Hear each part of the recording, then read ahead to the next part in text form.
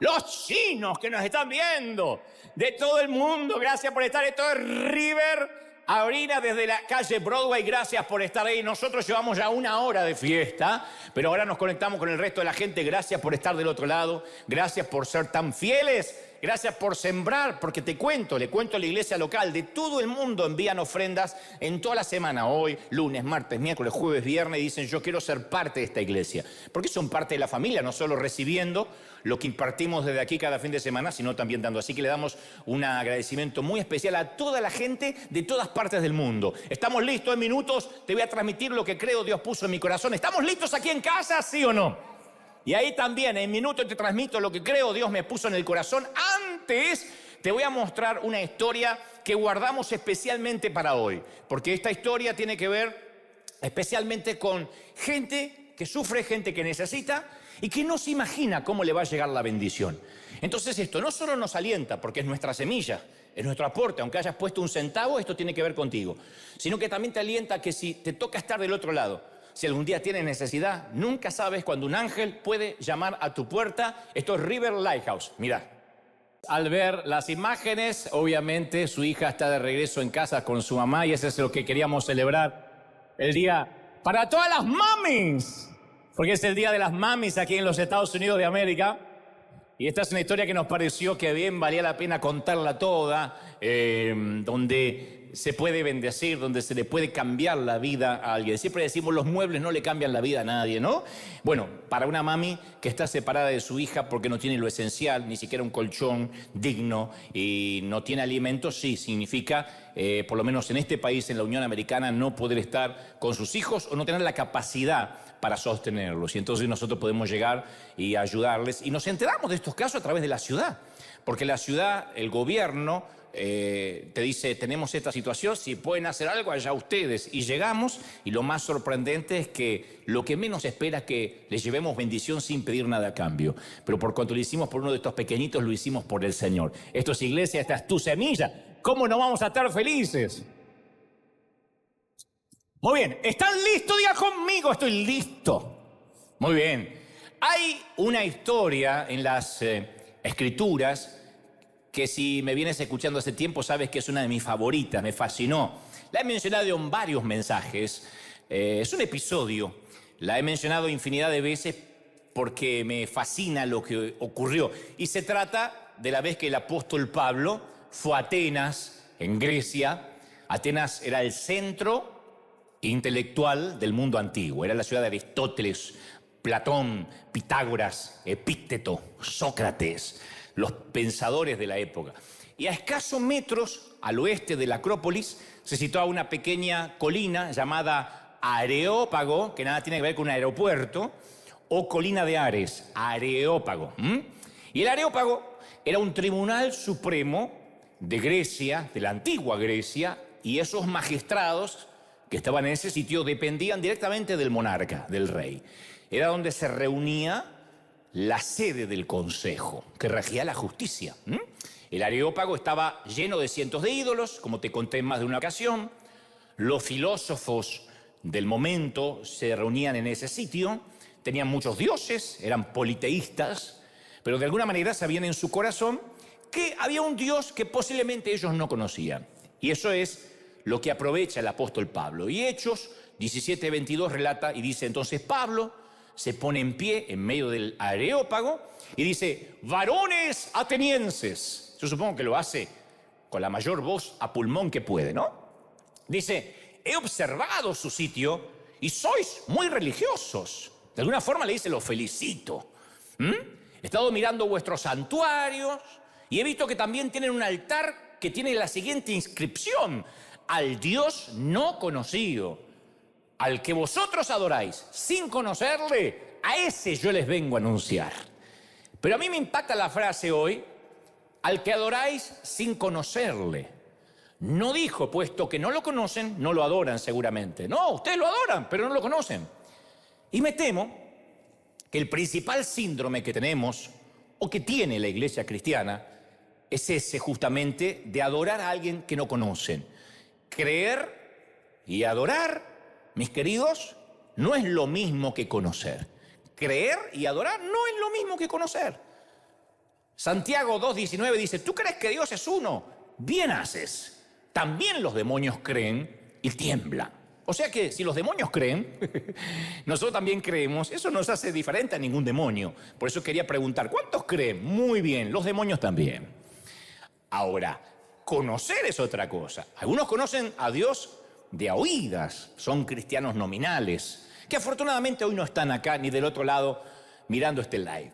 Pero son los que escuchan sermones, se saben algún versículo de memoria, conocen a Dios lo suficiente como para recibir los beneficios, quieren ir al cielo, están del lado bueno, desean los beneficios de Dios, pero sin querer cambiar de vida.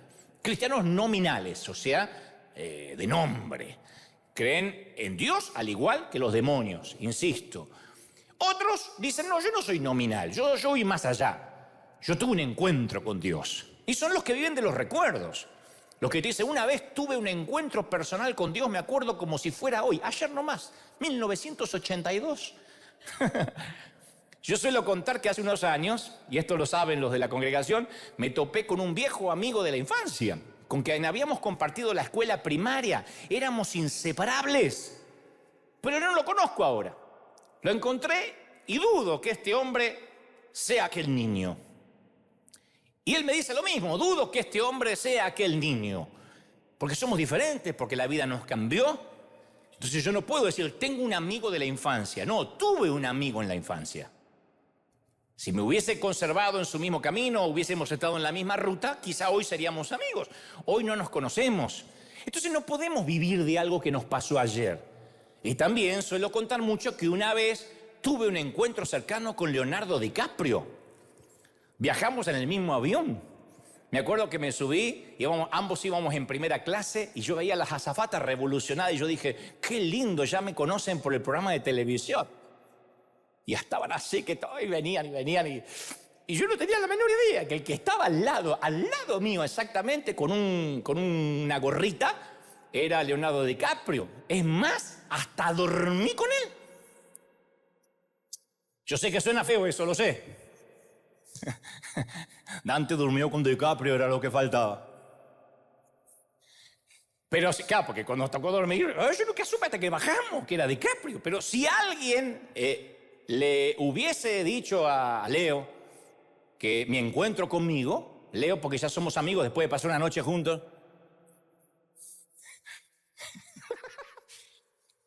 Si alguien le dice, ¿te acuerdas del encuentro con Dante? No lo recuerda porque no tiene la menor idea que tuvo conmigo. Entonces yo pude haber tenido un encuentro con él, él no tuvo un encuentro conmigo. Entonces las historias con Dios se construyen de a dos, juntos. Construimos una historia con Dios. Juan 2:3 dice, ¿cómo sabemos si hemos llegado a conocer a Dios? Bueno, si obedecemos sus mandamientos. El que afirma, dice Juan, lo conozco, pero no obedece sus mandamientos, es un mentiroso, es un timador. Y no dice la verdad. Juan no da vuelta, no usa eufemismo para decir, no digas que lo conoces y haces con tu vida lo que quieres. Entonces es muy notorio la cantidad de gente que asiste durante años a una iglesia y no conoce a quien adora. Son como los atenienses. El Dios no conocido al que adoras. Yo me doy cuenta de esto por la manera que algunos opinan o escriben en las redes cuando ven la bendición en otra persona, aun cuando esa otra persona es cristiano. Como nunca han conocido a Dios, obviamente tampoco conocen su favor, cuando ven las bendiciones en otros, inmediatamente se lo asignan a Satanás. A mí me sorprende mucho. Lucas 11:15 dice que algunos de los religiosos le dijeron a Jesús, este echa a los demonios por Belcebú. De modo que Jesús dice, ¿cómo un reino va a estar dividido? ¿Cómo un demonio va a echar a otro demonio? ¿Qué suegra va a echar a otra suegra? Nunca. Entre ellas se apañan. Bueno, no dijo lo de la suegra, pero para que se entienda la hipérbole. Entonces, no, tiene que hacerlo por Belcebú, porque no conocían el poder de Dios. Como no conocían el poder de Dios, creían que se trataba de Satanás.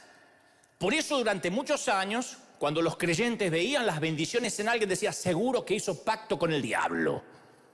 Porque creen que el diablo puede bendecirlos más que Dios. A mí me suelen aconsejar, el diablo te está dando fama, cuídate de no caer. El enemigo te está dando dinero, cuídate. Veo que el enemigo te está rodeando de lujos. O sea, ni se les cruza por la cabeza que yo podría estar recibiendo la cosecha divina de una siembra de tantos años. Ni se les cruza, este hombre está siendo bendecido por Dios. No, si tiene algo se lo dio el demonio. Como él no tiene nada, si a ti lo dio a ti, te lo dio Satanás. Entonces cuando los religiosos ven el favor de Dios en tu vida, empiezan a llenarte de amenazas, de advertencias para que te cuides del diablo. Y es porque le tienen más fe al enemigo que a Dios. Es porque conocen más al diablo que a Dios.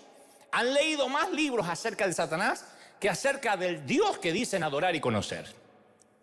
Hay una vieja historia de un pastor que le pidió a su congregación hacer una cadena de oración para que se cerrara el bar de la esquina que se llenaba de borrachitos. Y a la semana, una tormenta eléctrica y un rayo hace ¡pah! E incendia el bar.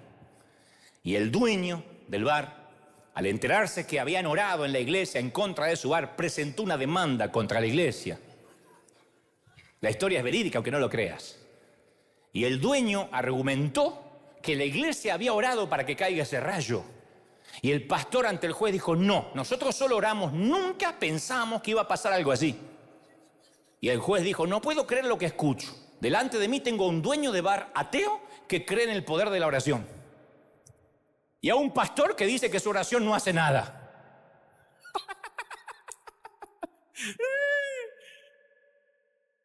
Tenemos que conocer a nuestro Dios. Y cuando conocemos a Dios, conocemos su favor. Yo crecí en un ambiente donde, al igual que los atenienses, durante toda mi infancia y gran parte de mi adolescencia adorábamos a un Dios no conocido. Crecí en una subcultura legalista que daba la idea que teníamos que ocultar los sentimientos, que necesitaban los sentimientos ser revisados antes de expresarlos. ¿Y cuál fue el resultado de todo eso? Que comencé a carecer de autenticidad. Me costó mucho a mí recuperar la autenticidad. Yo me crié con frases como, deje de reírse, usted está en la iglesia, esto no es para venir a contar chistes, ni menos para reírse. Nadie se reía en mi iglesia, jamás. A mi pastor nunca le vi una risa. Él, cuando yo era chiquitito, se habrá reído cuando fue al cielo. Acá no se rió nunca. ¡Qué falta de respeto en un lugar santo! Este no es un lugar para llorar, te decían también. Si no puede controlar sus emociones, vaya al cuarto y serénese. Tráguese esa rabia. No es de Dios sacarla fuera. Y esas voces me persiguieron durante mi juventud. Entonces yo de niño crecí rodeado de esos filtros espirituales que succionaban, reprimían la vida de la iglesia.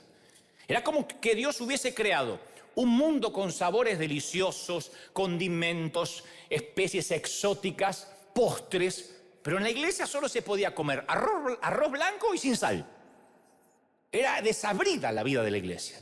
Las luces, las pantallas, la buena música, la escenografía, un piso lustrado, hasta el prepararse para predicar con excelencia, todo eso era propiedad del diablo. Fui a una iglesia donde había luces y había muchas pantallas, todo lo que le gusta a Satanás. Y a mí también. Si compartimos la creencia con los demonios, no podemos compartir algunos gustos. Y si un predicador, esto no me lo olvido más, se preparaba intelectualmente, que ustedes veían que tenía un buen léxico, buena dicción, inflexiones en la voz, ahí sospechábamos, usa vanas filosofías humanas, no tiene unción. Porque para nosotros unción era pasar al estrado sin saber qué decir, llenar los huecos vacíos con gritos, con frases trilladas, yo no sé por qué estoy diciendo esto, retar a la gente, exhortar. Si te preparabas, eras alguien que no dependías del Espíritu Santo. Entonces nuestra iglesia era en blanco y negro, no tenía matices. Leonardo da Vinci dijo alguna vez, la persona promedio mira sin ver, oye sin escuchar, toca sin sentir, come sin saborear, inhala sin percibir y habla sin pensar. Entonces, antes que se abran los ojos de nuestro espíritu, nuestro mundo siempre es en blanco y negro. Yo provengo de un mundo en blanco y negro. Eso científicamente se llama acromatopsia. Me encantó ponerle este título al mensaje porque ningún religioso lo pudo criticar porque no tenían cuerno qué idea significaba. Y empecé a poner nombres así. Uno me puso, te reprendo por la duda, porque no sabía.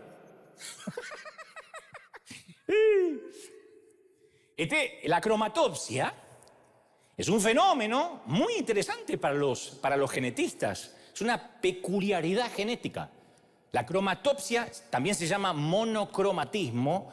Es una enfermedad congénita que consiste en una anomalía en la visión, a consecuencia de la cual solo se pueden percibir el blanco y negro y las tonalidades de los grises, porque no se ven los colores, porque la enfermedad está producida por una alteración en los conos. Nosotros tenemos millones de conos en los ojos, las células fotorreceptoras de la retina, que son las que son sensibles al color. Nada que ver con el daltonismo, que es confundir los colores.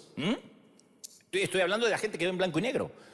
Y yo me pregunto si algunos cristianos no sufriremos ese mismo síndrome, pero no en la vista, sino en el alma.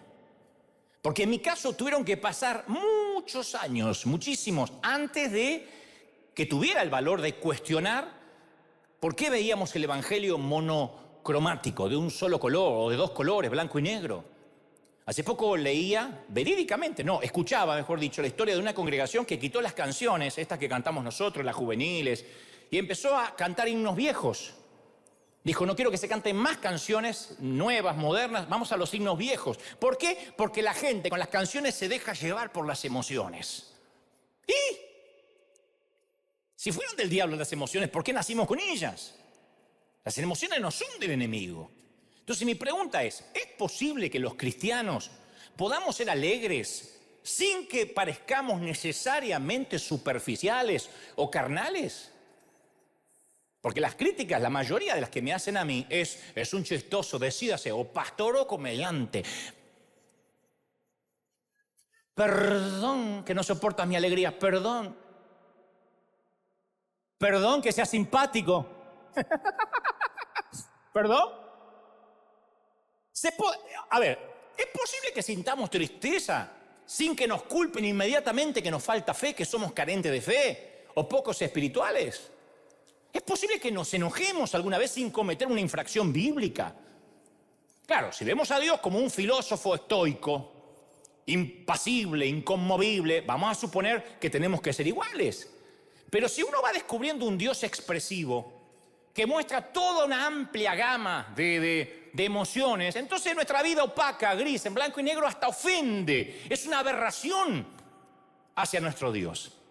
Si uno abre el libro en el primer capítulo de Génesis, no vas a pasar mucho tiempo sin tropezarte con un Dios que se alegra, se deleita en lo que crea.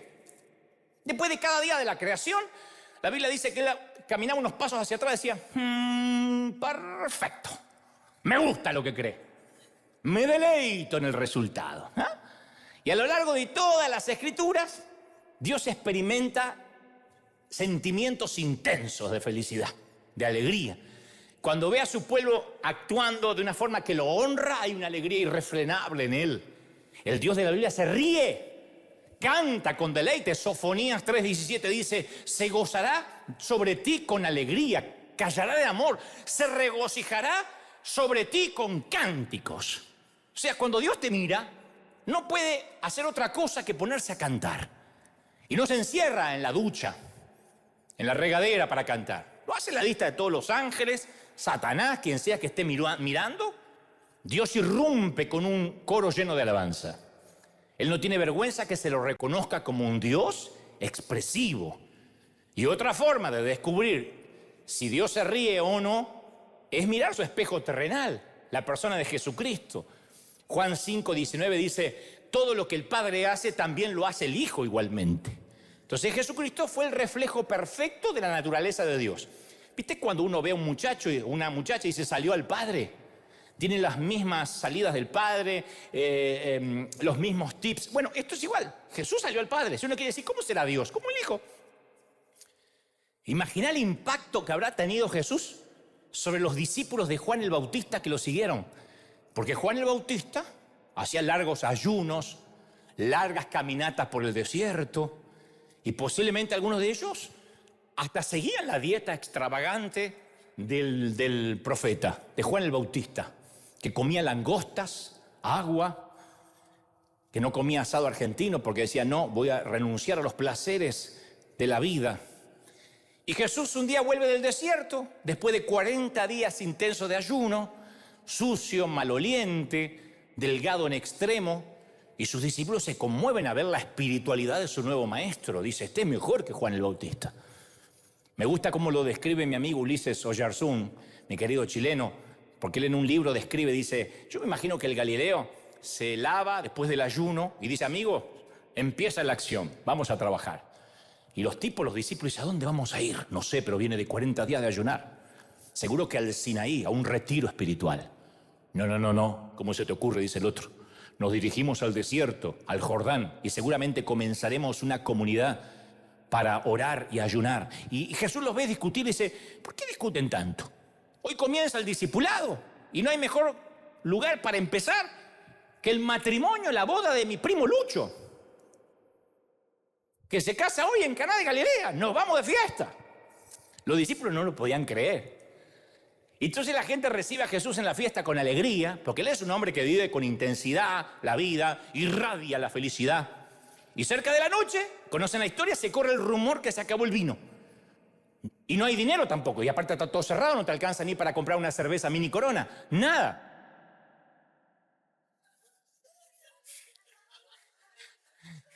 Entonces el Galileo hace llenar 6 tinajas de agua y convierte más de 600 litros de agua en el mejor, esto tengo base bíblica, otro día se la doy, en el mejor vino Malbec de Mendoza, Argentina, que ya existía.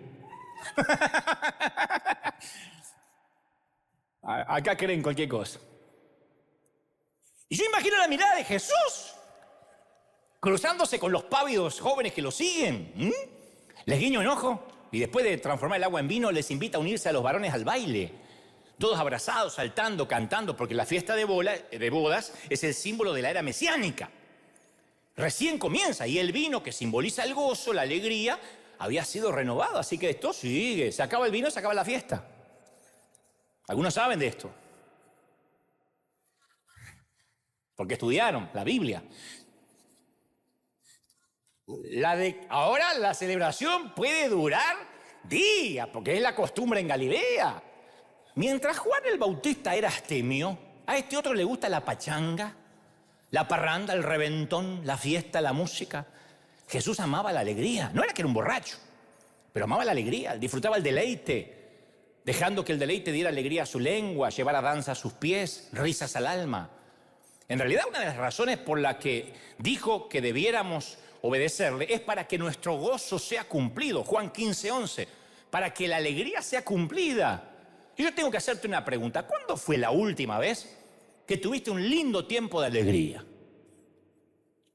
¿Cuándo fue la última vez que te reíste fuerte hasta que te dolió la panza? No acá, en otro lado. ¿Cuándo fue que dijiste, yo la verdad que la pasé bien, pero no a base de alcohol? Porque están los que están buscando la licencia para pecar diciendo, ay, ¿viste lo que dijo? No, estoy hablando de alegría sana. De disfrutar, de bailar, de pasarla lindo. Es decir, tengo a Cristo en el corazón, Dios me ha dado salud, ¿qué más puedo pedir? En Mateo 11:16 se registra una crítica que los líderes religiosos le hacen a Jesús y hasta le ponen un sobrenombre, glotón y borracho. A Jesús le decían glotón y borracho, vive comiendo, cuando lo vemos, fuimos a visitar su Instagram y tiene toda foto comiendo y chupando.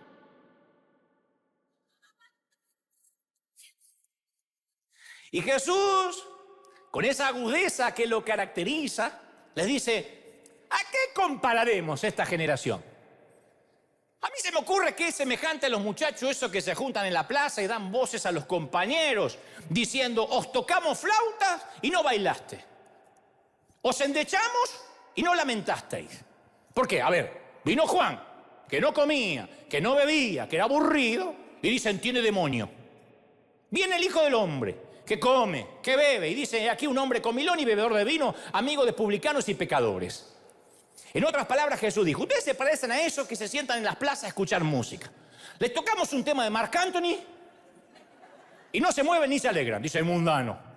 Le ponemos música de Maluma, Bad Bunny, Nicky Jam y tampoco lloran. No hay cómo agradarlos. En síntesis, la crítica a Jesús es resultado de que los fariseos no soportan la idea de que él sea un ser humano normal, corriente. Y la acusación va por partida doble. Una, por su indiscriminada manera de vivir. Fíjate con quién se junta. Es increíble que muchos creyentes ponen en las redes, me ponen a mí cuando estoy con algún artista entrevistándolo, dime con quién anda. Se olvidaron de Jesús, que no se juntaba con los religiosos, compartía con pecadores. La otra crítica, que era amigo de la buena mesa, del buen asado. Imagínate un niño. ¿Qué tipo de persona le resulta atractiva a un niño? El niño no tiene filtro. Definitivamente un niño no se acercan a las personas con cara de pitbull, que solo ladran. Hablo del perro, no del otro que también ladra. No se acercan a los ungidos con limón. Un día van a venir todos los reggaetoneros juntos y no nos va a quedar iglesia, te digo, ¿eh? Pero a Jesús lo buscaban los niños, lo querían, lo abrazaban. Y es porque enseñaba con una simpleza, con una gracia, que desde el teólogo hasta el niño, hasta el analfabeto, el letrado, entendían su mensaje. Y enseñaba con alegría, con gozo. Y esa gente que estaba golpeada de la vida durante toda la semana, escuchaba las buenas noticias del Galileo. No era un evangelio light. Es que Jesús estaba feliz, decía, mi carga es ligera. Claro, también habló de llevar la cruz y hemos predicado eso tantas veces. Pero estoy hablando de las emociones. Él no dijo reprímelas. Y él tenía una genialidad, un pragmatismo, una simpleza a la hora de enseñar. Y usó mucho la ironía en las imágenes pedagógicas. Utilizó la hipérbole, el contraste de las imágenes. Tomaba los elementos de alrededor. A los pescadores le hablaba de peces, a los hortelanos de semillas. Él hablaba a las mujeres de monedas perdidas, a los pastores de ovejas. Todo se convertía en material para sus ilustraciones. No se puso a hablar necesariamente de lo escrito en los rollos de los profetas. Una sola vez leyó el rollo de Isaías dentro de la sinagoga. Después hablaba de las cosas de la vida, que todo el mundo lo podía entender. Pero es que no lee la Biblia, la menciona de memoria. Hay gente atada a esas boberías. Nadie califica al cielo por leer la Biblia, sino por practicarla, por vivirla, por ser parte de la dinámica de vida. Alguien tiene que decir amén.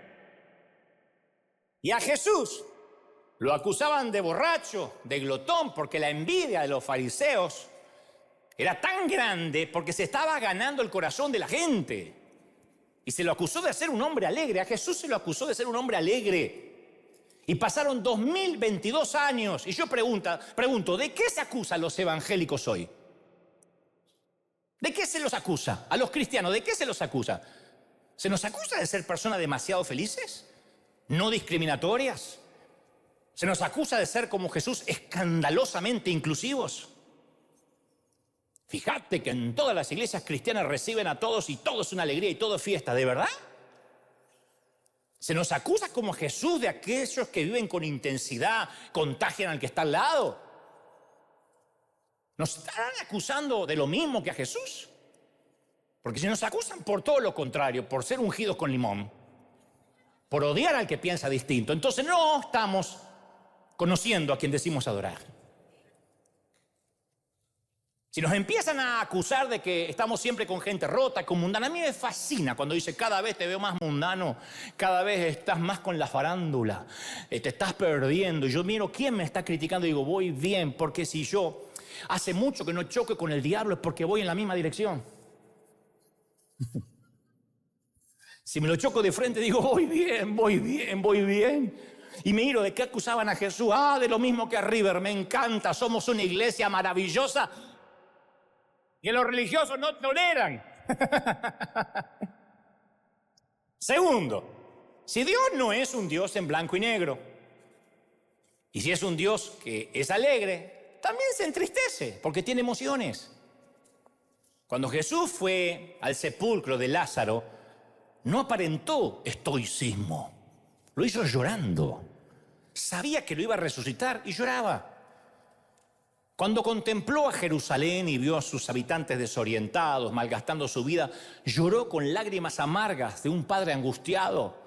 Su alma se conmovió y dijo, son como ovejas que no tienen pastor, están perdidos. Y nada se va a comparar a la angustia de su espíritu en la noche del huerto, en Getsemaní. Nunca la tristeza había conocido tal oscuridad. Nunca la tierra había probado lágrimas tan amargas. Nunca el espacio había sido honrado con gemidos tan agonizantes. Y al tratar de explicárselo a sus discípulos, Jesús dijo: mi alma está muy triste, en Mateo 26:38. Mi alma está muy triste hasta la muerte. ¿En qué iglesia te permiten decir estoy triste hasta con ganas de morir? Sin que empiecen a decirte dónde está la fe, hermano, la depresión es del diablo, salga de ahí. Jesús dijo: yo estoy triste hasta la muerte. ¿Sabes lo que es estar triste hasta la muerte? Esas veces, por ejemplo, que te fuiste en la cama y aunque tengas hijos, no tienes ganas de volverte a levantar más. Y después la culpa. Porque la iglesia nos dice todo el tiempo que eso es de Satanás. Yo no estoy diciendo que la depresión sea un regalo divino, pero son sentimientos que de pronto vienen, tristezas. Hay tristeza con razones y hay tristeza porque sí. Que uno no entiende porque se te juntan un montón de cosas, sentimientos encontrados. Y Jesús se permite andar, deambular por las regiones de la tristeza porque Él sabe que nosotros vamos a pasar por ahí. Él sufrió en el oscuro valle de la traición. ¿Te traicionaron alguna vez? A Jesús sí. Atravesó las frías montañas de la deserción, que alguien te deje. Juró estar toda la vida contigo y luego terminaste en una corte para decir que las vidas continuaban de cada quien, cada uno por su sitio. Y ni una sola vez, Jesús sugirió siquiera que la tristeza no era apropiada, que había que ponerle límites, acicalarse, ponerse una sonrisa artificial para ir a la iglesia. No. Él no dijo: esta no es la forma de mostrar fe, hay que demostrar gozo siempre, tengo que quererme más. No. Yo a veces veo desde hace unos años que están de moda los coach, que te dicen: no llores, quiérete, ámate, empodérate, echa fuera la tristeza. Y hay una plétora de coaching que considera tener la respuesta para todos. Y esto implica desconocer que somos seres singulares, que sí, compartimos ciertas generalidades como humanos, pero cada uno tiene sus historias, sus vivencias, sus realidades. Fíjate la mamá de hace un ratito que vimos en el video. Era la realidad de esa mamá. La nena le cortan el bracito porque tiene cáncer, se la saca al juzgado porque no tiene donde dormir. ¿Y qué le vas a decir? Empodérate, mujer. Vamos, vamos, vamos, sonríe, sonríe, sonríe. Que no tengo mi hija, vamos, eso son estupideces, vamos, mira para adelante. ¿Cómo le vas a decir eso?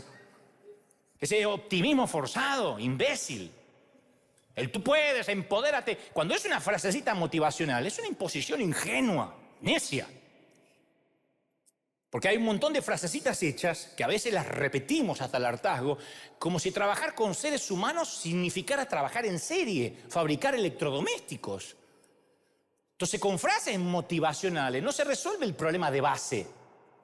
No se modifican actitudes, conductas espirituales que se vienen desarrollando por años.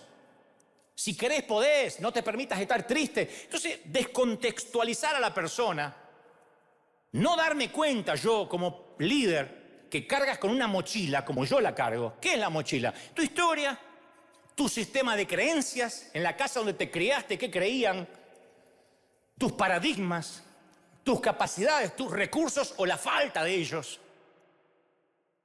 Decirte, tú puedes. No respeta la subjetividad, la singularidad de quien tengo enfrente. Dios, todo lo podemos en Cristo que nos fortalece, sí. Pero no es repetir la frase como loro hasta que algo pase. Jesús se permitió llorar lágrimas puras de una vida comprometida y llena de fe, pero lloró. ¿Quién pasa por la vida sin sufrir algunos golpes? Vive lo suficiente y te mostraré a una persona golpeada. Yo estoy hablando de golpes de las entrañas, esas que te dejan sin aliento y crees que no vas a volver a respirar como antes, ¿eh? ¿Y qué hace Jesús? ¿Qué hace Dios? Recoge las lágrimas, nuestras lágrimas, en una redoma. Pero es bueno que sepas que Él no mira la redoma como un científico llevando a cabo un experimento. Él mira tus lágrimas con angustia, con un nudo en la garganta. Mientras dice, tu dolor afecta a mi alma también. Voy a darle validación a tus lágrimas. Voy a recogerlas una a una. Yo cuando crecí llegué a suponer que siempre tenía que poner una sonrisa artificial. Una sonrisa plástica en el rostro porque en la iglesia me retaban si no sonreía. Y me decían, hermano, todas las cosas ayudan para bien. Todas las cosas ayudan para bien. No, así no actúa Dios. Porque la muerte de Lázaro actuó para bien. ¿Cómo que no? Fue la resurrección de un hombre. Pero ese hecho no secó ni una lágrima de Jesús. Entonces tenemos que permitirnos a veces llorar, respetar los duelos. Vienes del panteón, no voy a decirte salta, gózate, por ahí no tienes ganas. Y a veces es tanta la tristeza que no tienes ganas de leer la Biblia. No hay ganas de leer la Biblia. A mí me han dicho viudas, yo tengo ganas de agarrar una Biblia más en mi vida. A eso le voy a agregar la culpa de ahora te vas al infierno. Le digo, Dios te va a hablar de otra manera. Y no se equivoca el Señor. Le habla a través de una canción, un día se quebranta dentro del auto escuchando una música o mirando una película. O pensamos que Dios va a estar circunscrito a nuestras canciones. Dios te puede hablar con un tango, con un bolero. Me van a matar los religiosos, pero Dios hace lo que quiere y no hay quien diga qué haces. ¿Estamos de acuerdo, sí o no? Dios me ha hablado con películas. Y sí. O Dios va a decir, oh no, si no te metes en mi templo no te puedo hablar. Entonces hay momentos de tristeza y de alegría, sí, hay que vivirla, dijo el sabio Salomón, tiempo de llorar, tiempo de reír. Nuestro Dios también sufre, también llora. Y si Dios es un Dios que no es tan blanco ni negro, también se enoja. Ahora se empiezan a poner nerviosos, ¿no? Porque nos gusta más un Dios nice, que está siempre... No, ese es un hippie. Dios no es así. A mí me consuela que Dios identifica tan estrechamente conmigo que prueba la sal de cada lágrima que yo vierto. ¡Oh! Pero cuando miramos al espejo de Dios en Jesucristo, no cabe duda que también se enoja. Yo necesito recordarte que un día Jesús entró al templo y vio a comerciantes deshonestos, especulando con los precios de los animales que se necesitaban para ofrecer sacrificios a Dios. Pues Jesús no tiene problema con los comerciantes honrados. Pero estos hombres tenían una moral equivalente a los usureros que prestan dineros con intereses leoninos y si no pagas te mandan a quebrar las piernas. Eran estafadores, timadores, bribones, embusteros, perniciosos. Casi argentinos, mirá lo que te voy a decir. Sin Cristo. Después somos perfectos cuando Dios nos toca. Pero habían convertido la casa de Dios en un casino. Por eso Jesús se enfureció. Buscó cuerda, las unió, se armó un látigo. No fue un arranque temperamental del cual más tarde Jesús tuviese que arrepentirse. No sabía lo que estaba haciendo al ponerse iracundo. Y sacó a esos bribones como se merecían que lo sacaran. Nada de que, no, te voy a hablar en el amor del Señor. ¿Sería tan amable de correr la mesita, te lo pido, en el nombre de mi Padre? ¡No! No era un pusilánime, Jesús. El chasquido del látigo resonó en el aire y el espanto de la gente. Me puedo imaginar a los discípulos, mirá, Jesús enojado. La gente tenía dos posibilidades.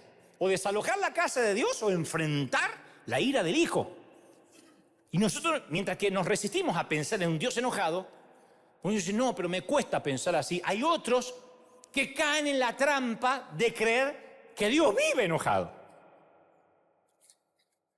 Que Dios tiene un desfasaje hormonal. Que a veces está en uno de esos días y te liquidó. Perdón, pero tenía que matar al de al lado y como mi mano es grande maté a los dos. Yo conozco a mucha gente que creció creyendo que si te sales 1 centímetro de la línea recibes un golpe ¡paf! Del martillo celestial.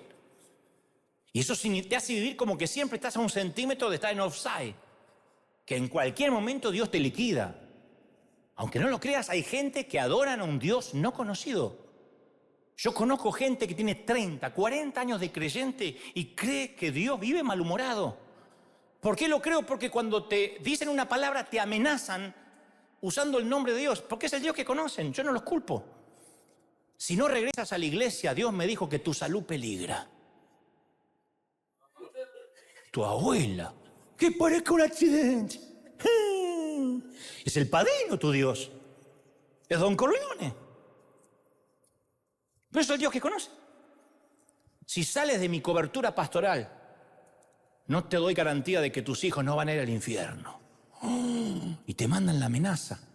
No lo hacen por mafioso, o por ahí sí. Lo hacen porque creen que ese es Dios, porque así creen que funciona con ellos. Si te atreves a separarte, Dios me dice que te va a salir un tumor en las nalgas.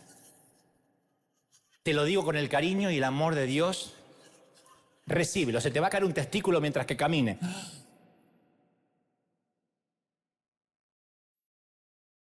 Si se te cayó al que se rió, no fue por una maldición, ¿eh? Yo suelo contar que uno de estos manipuladores una vez me llamó a nuestra oficina y dijo, dice el Señor.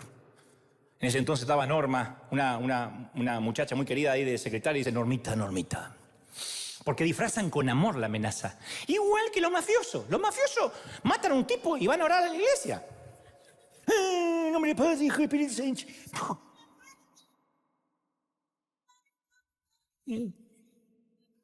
Vela en cristiana sepultura. Son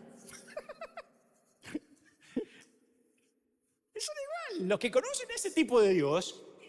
Entonces, este dejó en el contestador, dígale Normita al hermano Dante, que por cuanto no aceptó la invitación que su siervo era él, que su siervo le hizo para venir a mi país, con todo el dolor del alma, él me dice que se llevará 2 de sus hijos en una muerte trágica. Dios se lo lleva por cuanto no aceptó la invitación de venir a predicar a mí. O sea, no le acepté la invitación a él, me mató 2 hijos, Dios, así nomás.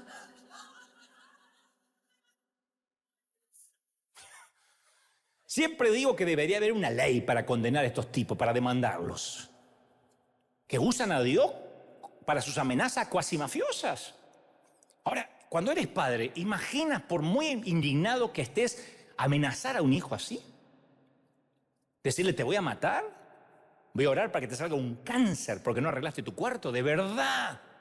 Y si ustedes son padres humanos y saben dar buenas dádivas siendo imperfectos a vuestros hijos, ¿cuánto más vuestro Padre Celestial? ¿Qué tiene que poner manzanita para que entendamos? Pero siempre está un pecado y pierdes el trabajo, eres desalojado de tu casa o vas a contraer una enfermedad incurable. Eso no cuadra con lo que la Biblia dice acerca de la ira de Dios. El Salmo 103:8 dice, es lento para la ira. O sea, su disposición fundamental para nosotros es de amable delicadeza. ¿Cómo vamos a hacer enojar a Dios? Bueno, la Biblia también da pistas de qué hace enojar a Dios. Hebreos 10:26 dice, si alguien peca deliberadamente rechazando al Salvador. En otras palabras, la mejor manera de hacer indignar a Dios es mirar la cruz, ver lo que hizo Jesús y decir, ¿a quién le importa? Yo no necesito un Salvador. Pero al mismo tiempo esa ira se calma con un suspiro cuando alguien se humilla arrepentido. Ese es el Dios que yo conozco. Un Dios que dice, si tú arrepientes, yo estoy como un papá. ¿Qué papá no va a recibir al hijo por más lío que haya hecho su hijo? Y si este no es un Dios en blanco y negro, también es dulzura. En una ocasión yo estaba atravesando unas pruebas difíciles. Y la gente no suele decirme muchas cosas a mí. Porque, digo, aún los que están cercanos a mí no me dicen qué lindo esto, celebro tal cosa, porque todos creen que alguien más me lo está diciendo. Entonces la gente dice, ¿qué le voy a decir si todo el mundo lo debe decir? Y a veces no escucho ni las críticas ni los aplausos, no escucho nada. Y no tengo retroalimentación de nada. Y como todo ser humano, a veces me siento solo o que estaré haciendo lo correcto, alguien será bendecido con esta palabra, me habré preparado lo suficiente, habré estado calibrado con el corazón de Dios.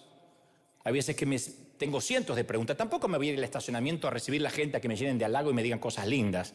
No, pero como no puedo llegar a todos y no todos pueden llegar a mí, nunca me entero de muchas cosas. Y un domingo, un amigo me lleva a un lado y me dice, me miró con esa clase de mirada que solo pueden mirarte los amigos y me dijo, Dante, yo no te quiero por cómo predicas, ni por lo que haces o lo que dices, yo te quiero como persona, porque eres un buen tipo.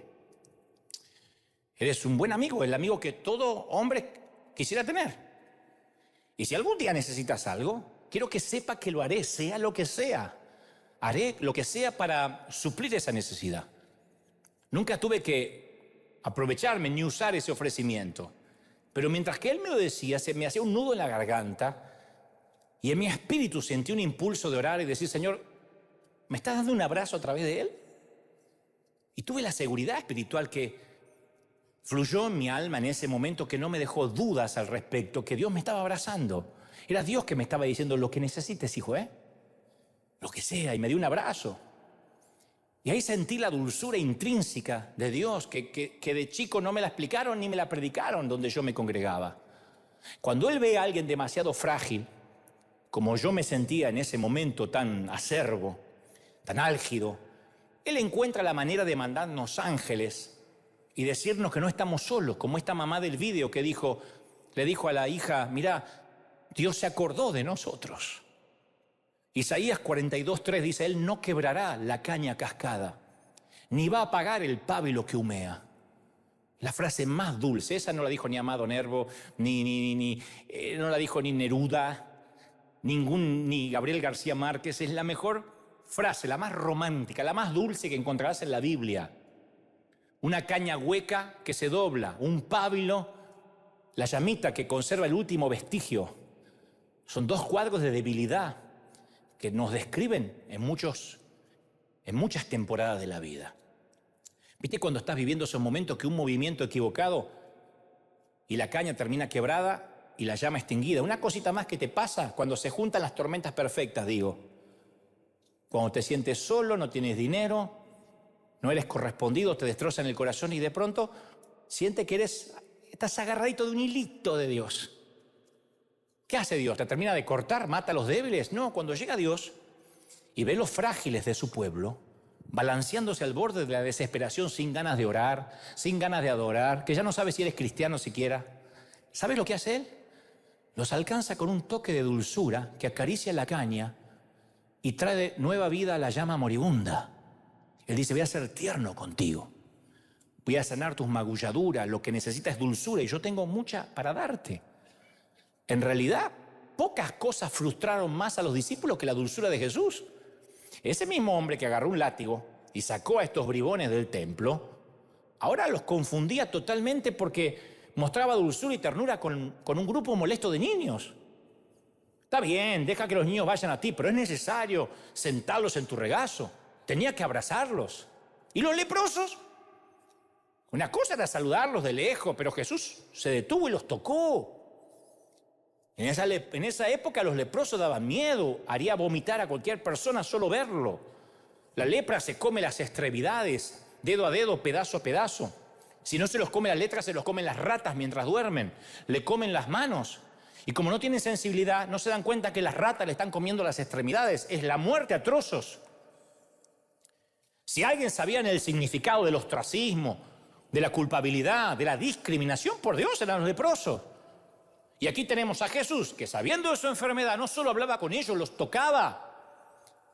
Jesús no apareció pidiendo distancia social, no les tomó la fiebre, no se encerró a hacer live desde la cocina con su esposa pidiendo prudencia.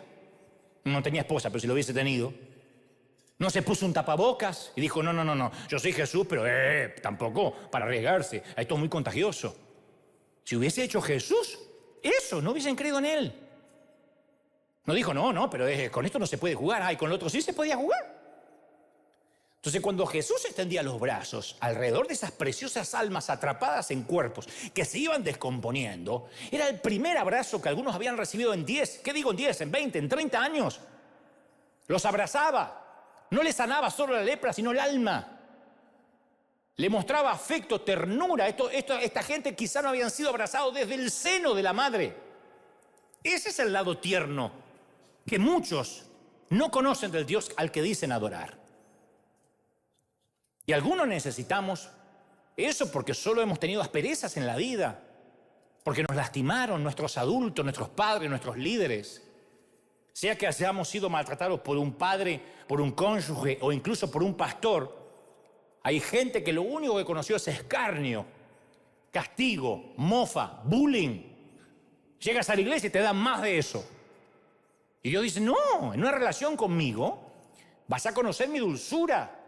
Y esa dulzura va a satisfacer tu necesidad de afecto, de cariño. Él te va a abrazar, Él te va a dar cariño, no te va a pedir que cambies, Él te va a abrazar. No me importa lo que otros digan con este mensaje, está llevando a los cristianos al libertinaje. Yo conozco un Dios que da dulzura. Que yo quiero orar y digo, Señor, no sé qué orar. Dios me dice, no ores, abrázame. Te amo, dice el Señor. ¿Cómo no te va a amar, princesa, príncipe? Cuando uno conoce, mira, a un Dios alegre, triste, dulce, con un montón de emociones, ahí cambia nuestra vida cristiana. Te voy a compartir algo que te va a volar la cabeza. Ya uno dice, wow, entonces le puedo romper el corazón. Sí. Porque no es un policía cósmico que está esperando con la moto escondido que pases un stop.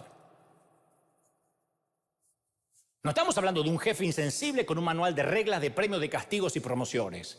Estamos hablando del cristianismo, que es una relación apasionada, intensa, plenamente emocional.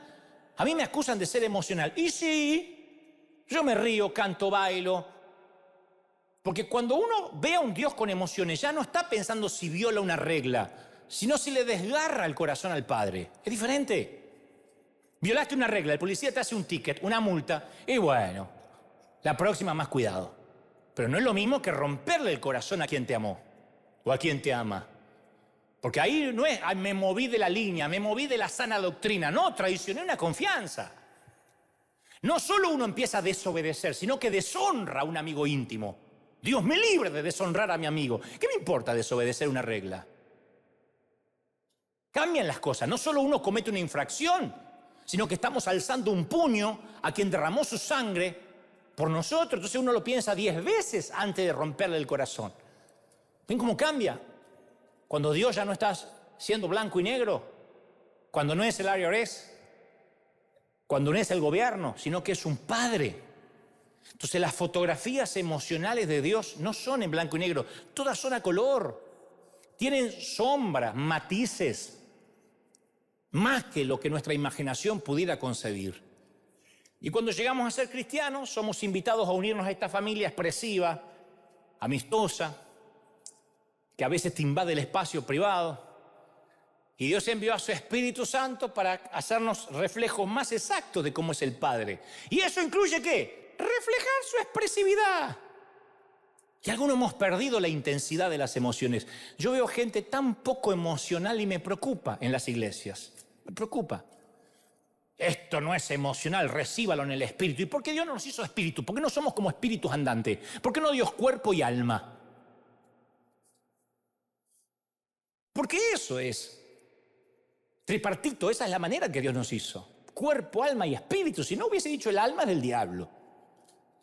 Pero la hemos revisado al alma y la hemos retocado hasta que perdimos lo esencial de parecernos a Dios. Y Dios quiere restaurarnos la capacidad de sentir, de la expresividad. Necesitamos, permitirnos un disfrute, mi querido, intenso, prolongado. Y no hablo de un disfrute en el pecado, un disfrute sano, sin sentimiento de culpa. Algunos deberían disfrutar la naturaleza, mirar lo que los rodea. A otros deberíamos celebrar mucho más de lo que celebramos. Debería haber más baile, más fiestas, más risas, más diversión. Y estoy harto de las discusiones semánticas. No, los cristianos no bailan, danzan. Es lo mismo. No, nosotros no tenemos cantantes, tenemos adoradores. Nosotros no hacemos fiestas, solo nos gozamos. Es lo mismo. Baila, canta, celebra, gózate mientras dure la fiesta, mientras dure la música, porque Dios te hizo lleno de emociones. Alguien tiene que decir amén.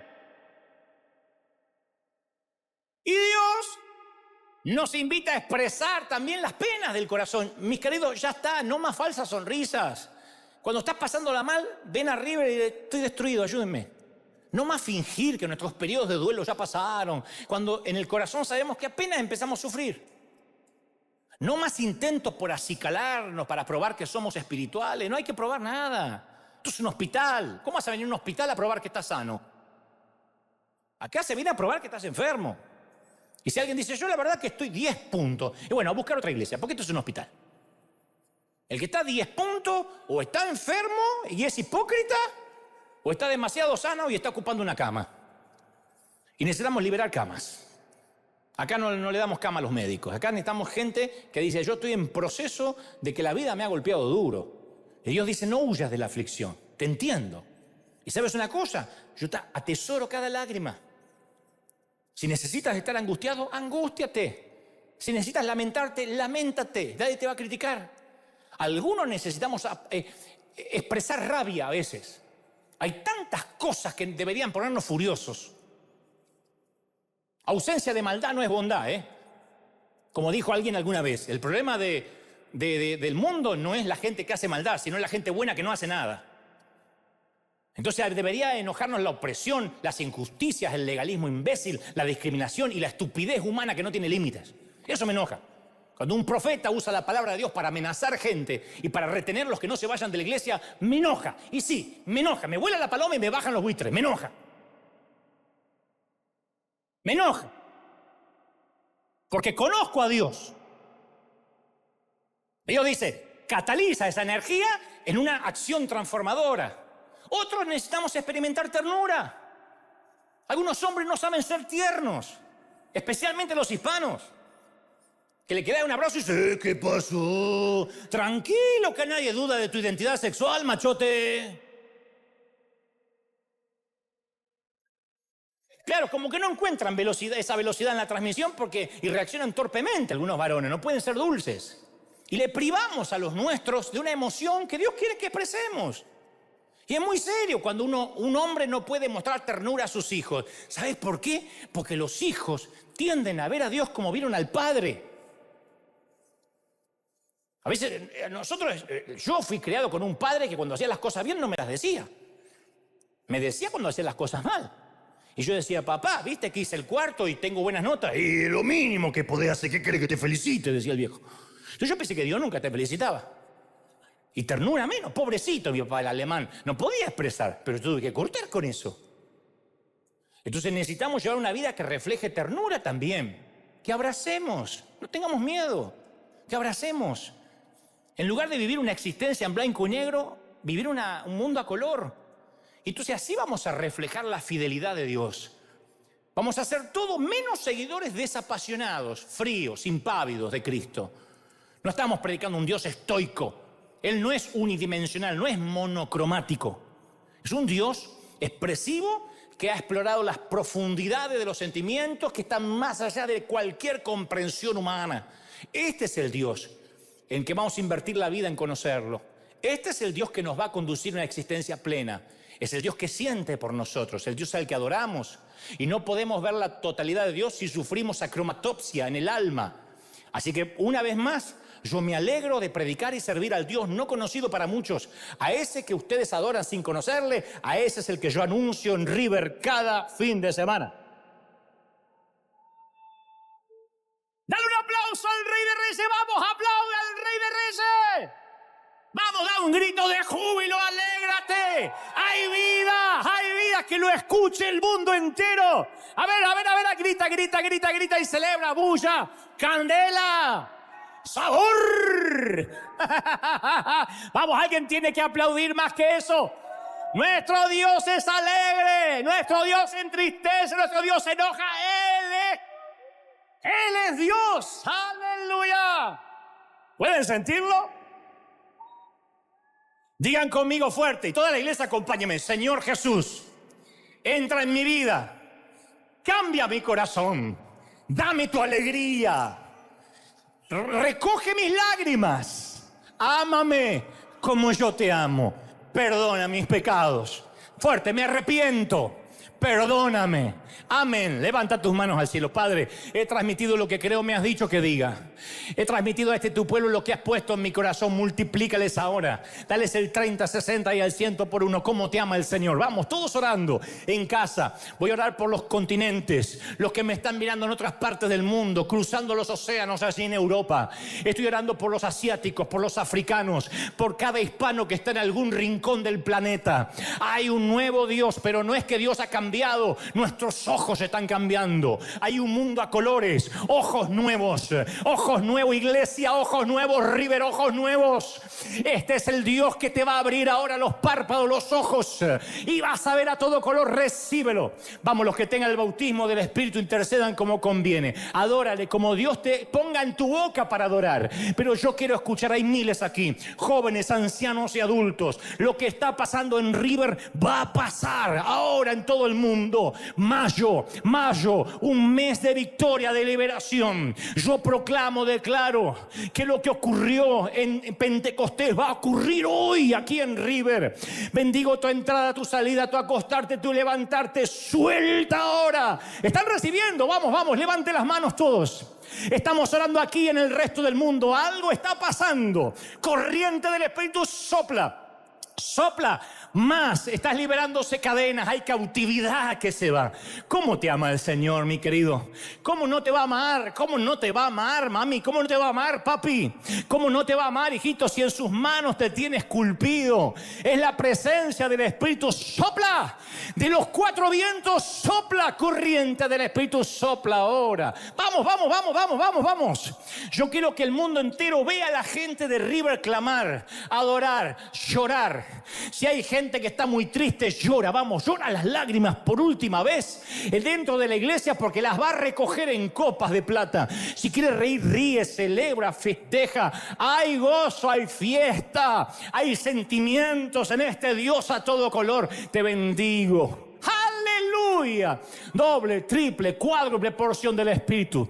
Sopla de los cuatro vientos. Bendice a este tu ejército, a este tu equipo de campeones. Úngelos más y más y más. Doble porción del Espíritu en el cuerpo, en el alma y en el espíritu. Amén y amén. Gloria a Jesús.